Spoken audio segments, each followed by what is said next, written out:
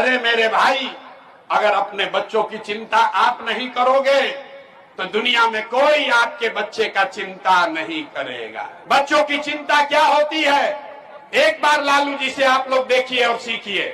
लालू जी इतने अच्छे बाप हैं, लड़का 9वां नहीं पास किया लेकिन चाहते हैं कि वो बिहार का राजा बने।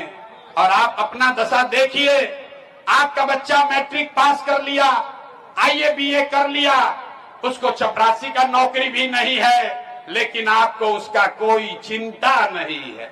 5 महीना के बाद चुनाव होगा, गांव गांव में बैठ के चर्चा होगा कि लालू का लड़का जीतेगा कि नीतीश जीतेगा, लेकिन इसकी चर्चा नहीं होगी कि हमारे बच्चों का। अरे मेरे भाई, अगर अपने बच्चों की चिंता आप नहीं करोगे तो दुनिया में कोई आपके बच्चे का चिंता नहीं करेगा। बच्चों की चिंता क्या होती है, एक बार लालू जी से आप